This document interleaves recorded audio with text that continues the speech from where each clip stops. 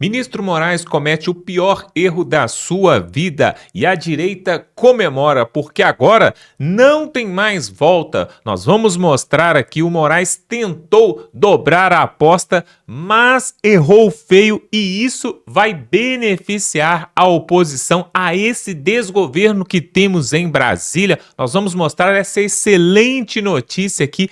E mais, a ministra Carmen Lúcia, esta que já está para aposentar, agora mudou de ideia e humilhou o ministro Moraes com uma decisão que vocês vão ficar de queixo caído. Nós temos que mostrar aqui porque as coisas mudaram ali no STF. Parece que eles estão vendo que a direita vai voltar ao poder no ano que vem e eles estão realmente mudando de ideia. E nós temos que mostrar aqui também, vocês se lembram que o Alexandre de Moraes ele recusou a lei da dosimetria, tentou cancelar a dosimetria? Pois é, olha o que o Congresso fez, o Congresso Nacional, com o seu Senado, a Câmara, fez agora para cima dos ministros do Supremo. 3 decisões que deixaram eles mesmo amarrados, encurralados, e agora eu quero ver o que os ministros vão fazer com essa decisão aqui que eu vou mostrar do Congresso Nacional. Realmente um grande show. E mais, pessoal, nós temos que mostrar aqui aquele caso do detergente IP. Pois é, o Nicolas Ferreira fez um vídeo que está viralizando pela internet e ele vai contar algo, vai muito além de simplesmente uma contaminação. É uma guerra política. Você vai saber agora o que está por trás dessa decisão aí, né, que tirou os produtos da marca IP do ar ali. Você vai saber agora, é algo muito sério. Pessoal, esse vídeo tá sensacional, então já vai se inscrevendo aqui para ver outras matérias como essa. Dá um like nesse vídeo para que esse vídeo possa chegar a mais pessoas. Vamos começar essa matéria com o pé direito, uma excelente notícia, e quem vai trazer é o deputado Gustavo Gaia. Veja aí o que aconteceu com Alexandre de Moraes. Alexandre de Moraes pode ter cometido o maior erro da sua vida, suspendendo a dosimetria. Sabendo que o seu período ditatorial está prestes ao fim, tentando se agarrar a qualquer resquício de poder, vendo esse poder que ele construiu ao longo dos últimos 6 anos escorrendo por entre seus dedos, ele suspende a dosimetria, mas ao fazer isso, ele comprou uma briga com o Congresso. E dessa vez, não tem mais tantas pessoas com medo dele. Todos estão vendo que o tempo do Moraes está chegando ao fim. Antes, o homem que era visto como um homem íntegro e defensor da democracia é visto hoje no Congresso como alguém aliado a mafioso, que recebia dinheiro de mafioso, que mandava mensagens de visualização única para mafioso, que voava em jatinho de mafioso, degustava uísque com mafioso e visitava a casa de mafioso. Moraes já não tem esse poder que ele já teve um dia. Ele pode ter a caneta ainda para fazer maldade, mas o contra-ataque do Congresso, ou melhor, a defesa constitucional do Congresso agora virá com mais força. Ao derrubar ou suspender o PL da dosimetria, ele ofendeu mais uma vez a democracia brasileira e foi para cima de senadores e deputados federais, que agora estão dispostos a dobrar a aposta. E nós, da oposição, temos uma estratégia já traçada. A primeira coisa que nós vamos fazer é a PEC 8 de 2021. Ela já foi aprovada no Senado, eu quero mostrar para vocês. A PEC 8 de 2021 é uma PEC que acaba com decisões monocráticas. O que é isso? Acaba com as decisões de um ministro do STF quando algo for votado na Câmara dos Deputados e no Senado, no Congresso. Hoje, se o Congresso aprova uma lei, um ministro com uma caneta vai lá e derruba essa lei. Com essa PEC que já foi aprovada no Senado, falta apenas ser aprovada na Câmara dos Deputados, o Alexandre de Moraes perde uma das suas principais ferramentas ditatoriais. A caneta dele já não vai ser mais possível de derrubar decisões democráticas no plenário do Congresso. Então, aprovando a PEC 8, Alexandre de Moraes não poderá mais derrubar próximos projetos de lei e as próximas PECs. Então esse é o passo 1. O passo 2, isso aqui é fácil acontecer, basta uma votação na Câmara dos Deputados. A PEC sendo aprovada, ela já vira lei. PEC não precisa de passar pelo presidente, tá? A PEC não dá ao Lula o direito de vetar ou não. Sendo aprovada, ela vira lei. Porque quando isso acontecer, aí nós temos a PEC da anistia. Já que mesmo ele considera inconstitucional um texto que ele redigiu, isso é muita loucura falar. Nós vamos primeiro aprovar a PEC 8, tira o poder dele de derrubar decisões do Congresso monocraticamente, ou seja, sozinho, e aí nós faremos a PEC da anistia. Aqui, a PEC da anistia é realmente anistia total e restrita para todo mundo. É uma anistia para todas as pessoas envolvidas no 8 de janeiro por supostos crimes de associação criminosa armada, tentativa de abolição do Estado Democrático de Direito e golpe de Estado. Então, anistia para todos. Aí já não é mais necessário ir lá e pedir para o Moraes diminuir a pena. Não, aí são as pessoas sendo realmente liberadas. Antes, um projeto como esse não tinha a menor chance de ser aprovado. Entenda isso aqui. A menor chance de ser aprovado. Por isso que nós tivemos que aceitar o projeto da dosimetria.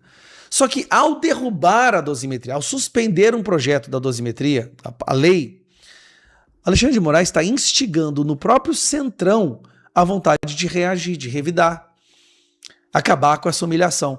Então, talvez, ao suspender a dosimetria, o Moraes esteja nos dando o apoio político necessário para aprovar aquilo que nós sempre quisemos aprovar, que é justamente a PL da anistia, a PEC da anistia. E, por fim, nós já temos 42 assinaturas pedindo o impeachment do Alexandre de Moraes. Quem que segura? Davi Alcolumbre. Então agora é hora dos senadores, os senadores agora, ir para cima de Davi Alcolumbre. Chega! Esse cara foi longe demais. Senadores que assinaram o impeachment do Alexandre de Moraes, são 42. Os senhores devem barrar tudo no Senado até que o Alcolumbre abra o processo de impeachment. Está na hora dos senhores mostrarem que realmente tem apreço pela Casa dos Representantes eleitos, pelo Senado, pelo Congresso. O Congresso está sendo derrubado, o Congresso foi anulado. O que o Moraes está fazendo é um golpe. Está na hora da gente ter heróis ali no Senado. Barrar as sessões, impedir que elas aconteçam até que Alcolumbre abra o processo de impeachment e a gente possa ver como os nossos senadores vão votar no processo de impeachment do Alexandre de Moraes. Alexandre de Moraes, ele virou um perigo, ele já é um perigo para a nossa democracia. Depois dessa última decisão, foi mais ainda. E eu agora já fiz um requerimento, vou coletar assinaturas para que nós pautemos a PEC 8 na Câmara dos Deputados. Vou coletar as assinaturas e nós vamos agora, com as assinaturas, apresentar a Hugo Mota para que ele paute a PEC 8 e as decisões monocráticas possam ser parte do passado. Ninguém aguenta mais ter um ministro que não teve voto nenhum, pegar a sua caneta e destruir o que 400 deputados e senadores decidiram. Isso não é democracia. Essa é a definição de uma ditadura.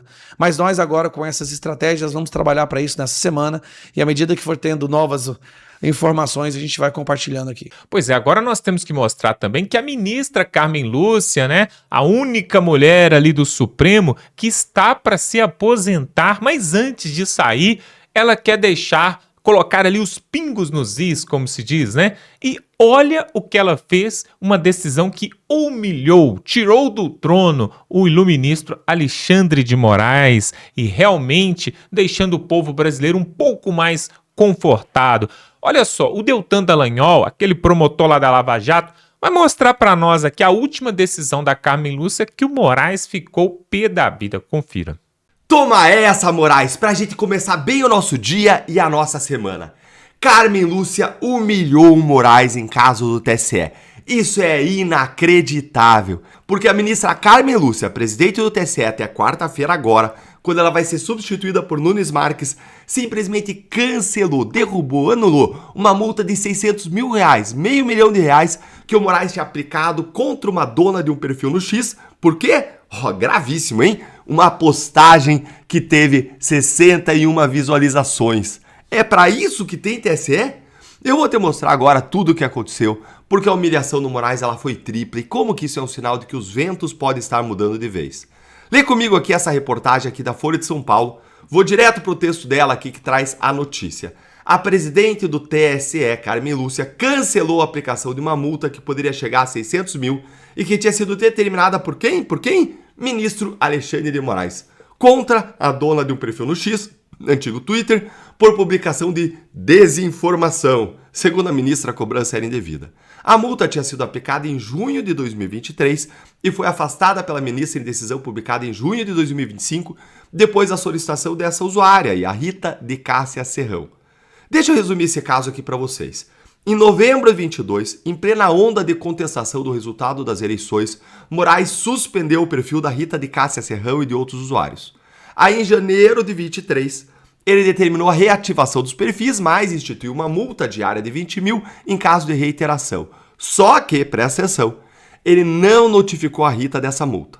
Aí, em junho de 23, o Moraes acusou a Rita de descumprimento, mas ele não tinha nem notificado. Aplicou a multa por quase um mês de cobrança e só então intimou a interessada sobre o que estava sendo cobrado.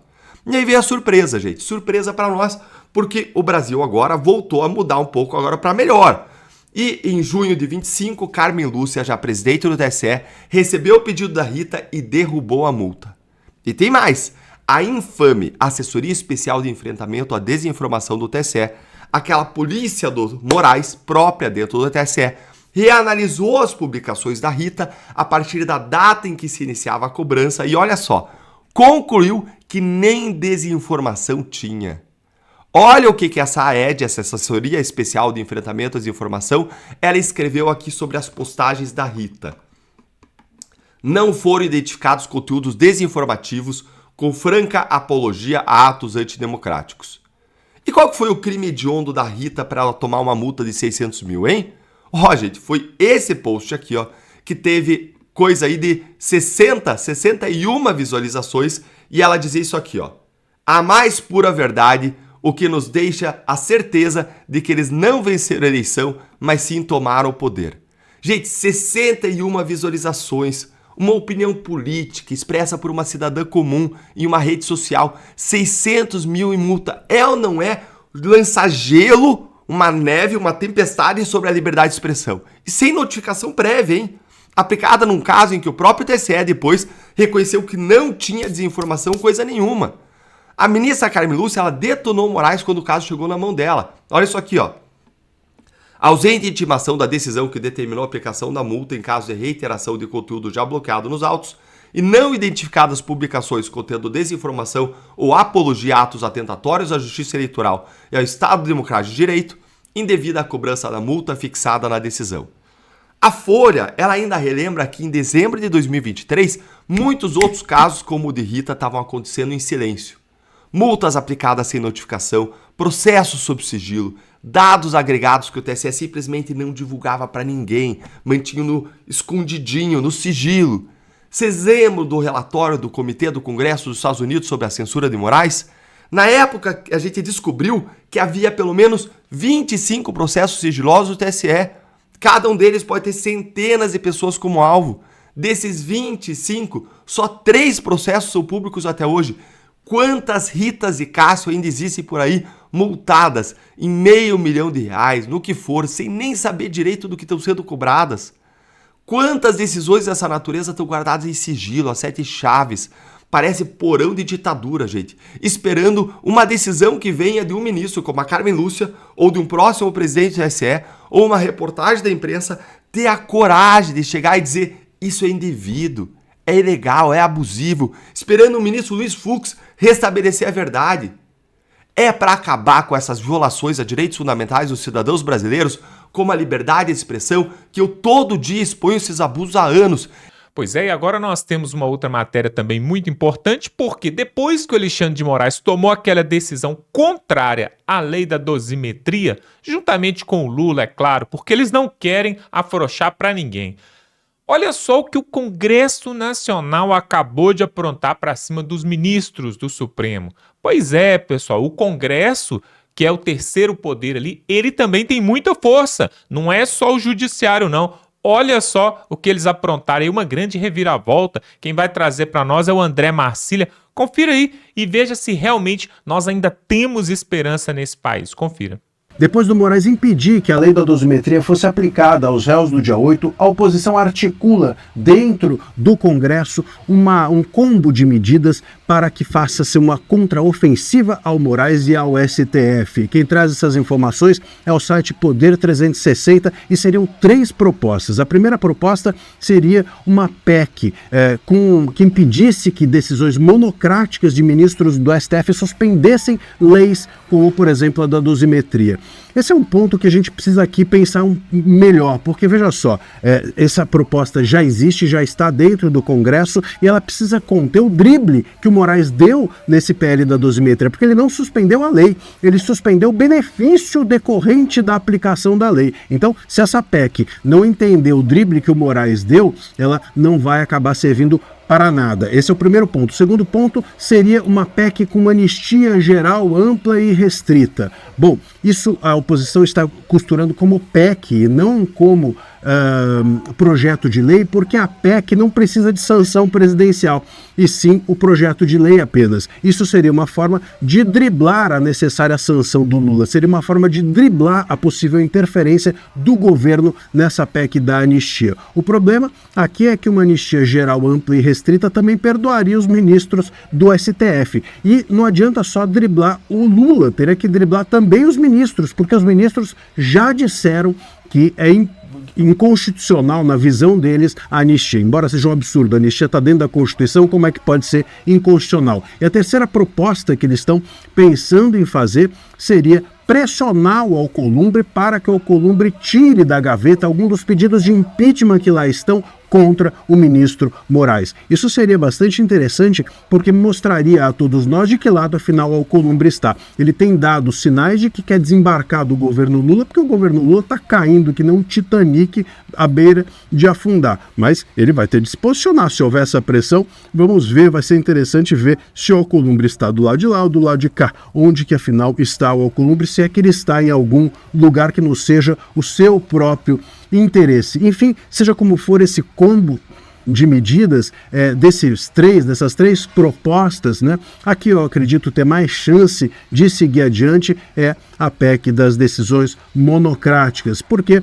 ela é mais imediata, ela é mais objetiva. A anistia ou o impeachment, se fossem adiante, ainda que houvesse vontade política para isso acontecer, é difícil que nós tivéssemos tempo suficiente. A gente está num ano eleitoral, daqui a pouco vem as eleições e eu acho que uma PEC de anistia ou de impeachment de ministro pararia no meio das eleições e aí viria ou voltaria no ano que vem. E o ano que vem é um novo ano, é uma nova legislatura, com novos congressistas, com outros interesses, então isso seria bastante difícil. Seja como for, mesmo que a chance de seguir mais adiante seja a da PEC das decisões monocráticas, o ponto que parece interessante é que a oposição está articulando uma reação. E esse combo de medidas, essas 3 propostas, podem servir muito mais para que uma ou outra siga adiante, pode servir para que cada um mostre dentro do Congresso quem é quem, inclusive o Alcolumbre. E isso vai servir para você, eleitor, entender na próxima legislatura quem merece lá ficar ou não.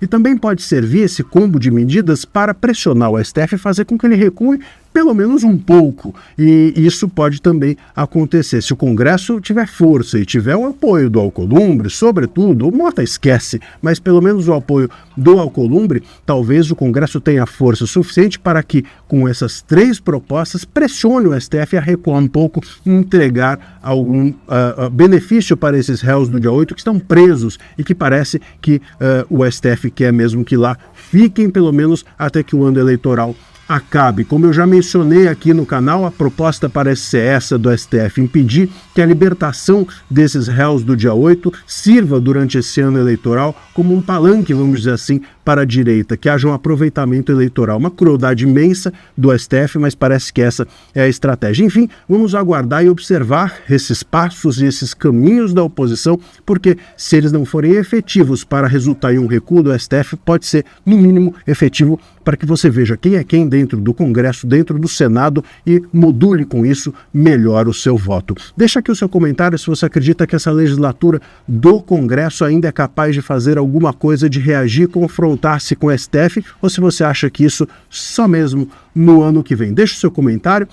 E agora eu queria falar aqui sobre esse assunto que está viralizando em todo o Brasil, muitas pessoas falando pelas redes sociais, que é a questão ali, né, da proibição da Anvisa do detergente IP que talvez você use aí na sua casa. E alguns falaram assim, é porque o detergente IP, né, ele patrocinou, ele ajudou a campanha do Jair Bolsonaro lá atrás. Pois é, o Nicolas Ferreira descobriu algo que você não sabe sobre esse assunto. Eu tenho certeza que você não sabe. O buraco é mais embaixo, pessoal. A coisa é mais séria do que você imagina. Ele vai mostrar o outro lado da história que você não conhece. Preste atenção nesse vídeo aí que está viralizando pela internet sobre essa marca IP e tem dedo do Lula no meio. Preste atenção. O que detergente, carne, energia e ovo têm em comum? Os irmãos Batista, mais conhecido como os homens mais sortudos do Brasil.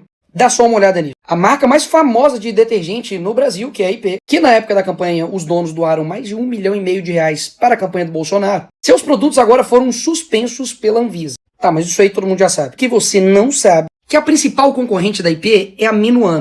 E adivinha quem é dono do grupo que a Minuano faz parte? Exato, os irmãos Batista. Ou seja, será que isso pode ter sido feito para poder ajudar a Minuano? Será? Mas vamos continuar. Em janeiro de 2025, os irmãos Batista compram metade da Mantiqueira, que é a maior produtora de ovos do Brasil. Semanas depois, o governo publica uma portaria dizendo que os ovos vendidos a granel deveriam ter um carimbo obrigatório. Depois de muita pressão do Congresso Nacional, da população, eles revogaram este carimbo obrigatório. Será que se tivesse entrado em vigor, iria ajudar quem?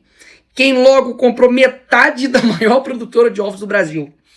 É descarado. Porque os pequenos produtores não tinham essa tecnologia. E adivinha quem tinha essa tecnologia? Pois é, bingo. Mas calma que tem mais. Em 24, os irmãos Batista compram 3 usinas da Eletrobras por um valor de 4,7 bilhões de reais.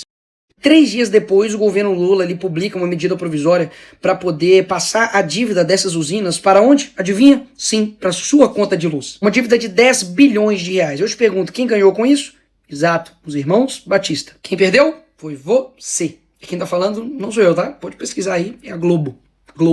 Em 2017, Joesley Batista, ele faz uma delação dizendo que ele entregou quase 150 milhões de dólares para a ex-presidente Dilma e para o Lula em propina. Na fase do presidente Lula, chegou acho que nos 80 milhões de dólares. Depois na Dilma chegou nos 70. Ou ao contrário, 70 na do Lula, 80 no da Dilma. Foram presos.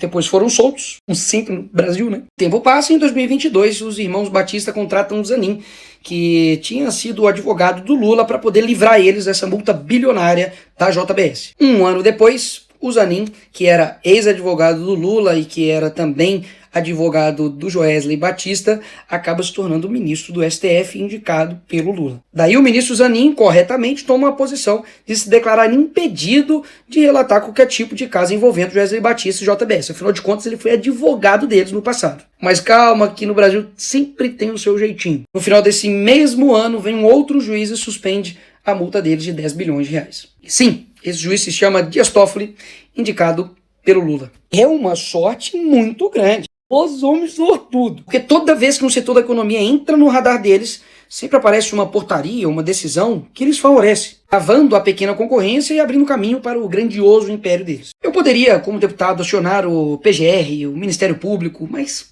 sinceramente, será mesmo que todas essas coincidências estão acontecendo sem ninguém saber, sem ninguém concordar, ou até mesmo, sei lá, né, ajudar? Ao longo da história, né, os irmãos Batista estavam envolvidos em diversos escândalos de corrupção no nosso país. E em 2017, vários corruptos foram presos. E finalmente, eu lembro que eu pensei e falei assim, caramba, cara, eu acho que agora o Brasil vai pra frente. 10 anos depois, né, o próprio Lula estava sendo preso, né, acusado de corrupção passiva, lavagem de dinheiro. E eu falei, pô, agora vai. Mas não foi.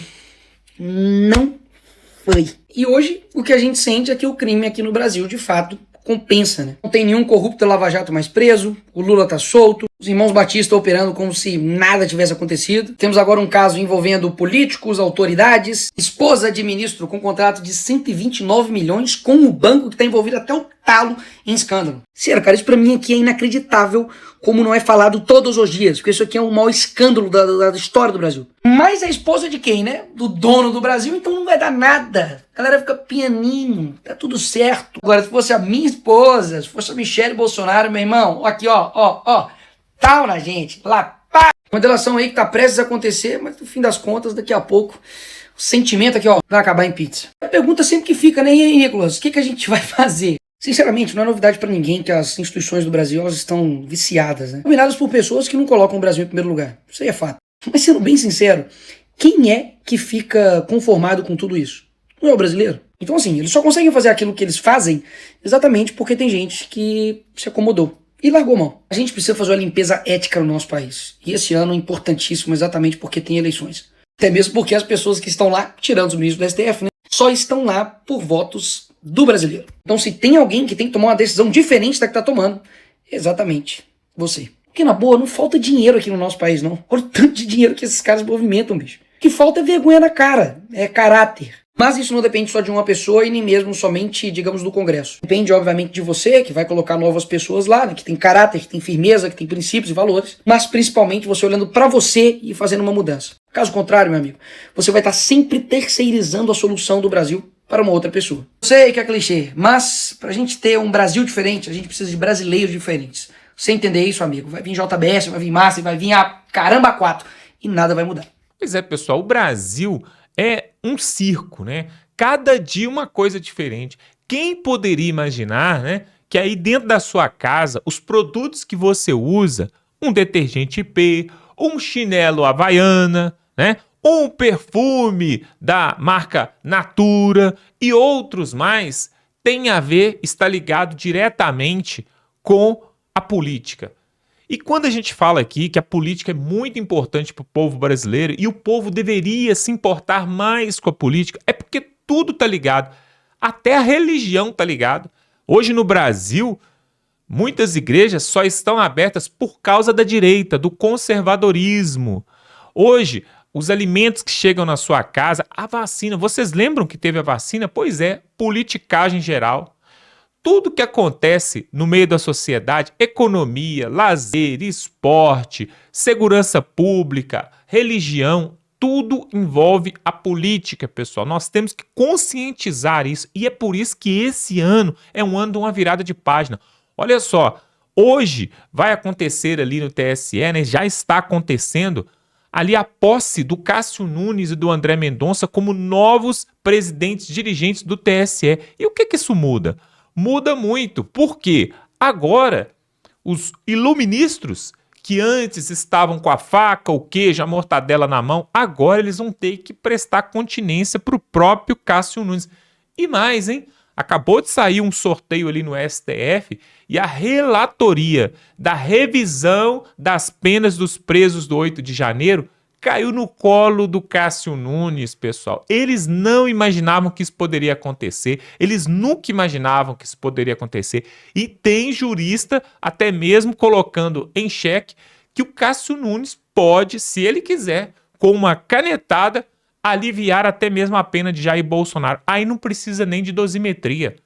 A coisa realmente, olha como parece que é uma coisa de Deus, né? Parece que é uma obra de Deus. Até 3 meses atrás, estava todo mundo pessimista com tudo, né? Por quê? Jair Bolsonaro preso, o Lula no poder, os ministros fazendo acontecendo, né? Até o final do ano passado.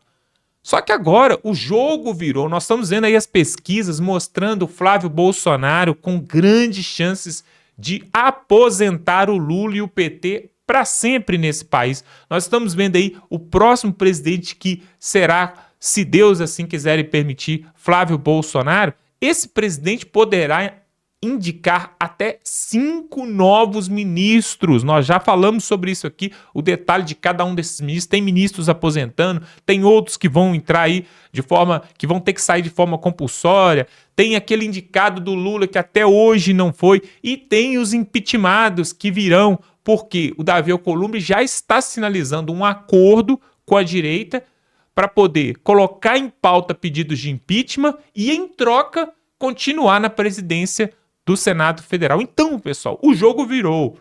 Se você gostou dessa notícia, eu quero te pedir para dar um like, para se inscrever nesse canal, porque aqui nós trazemos notícias boas. Chega de notícia ruim.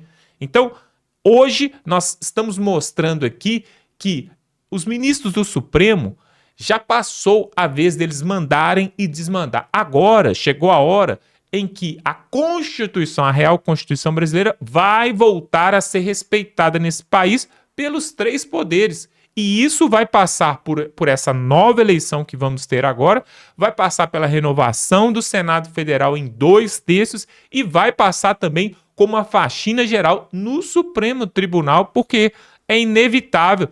As coisas são cíclicas, né? É preciso haver uma renovação e esses 11 que estão ali, na verdade 10, né? Porque o Barroso pulou fora e o Messias não pôde entrar. Os 10 que estão ali, pelo menos 8 deles estão com os dias contados.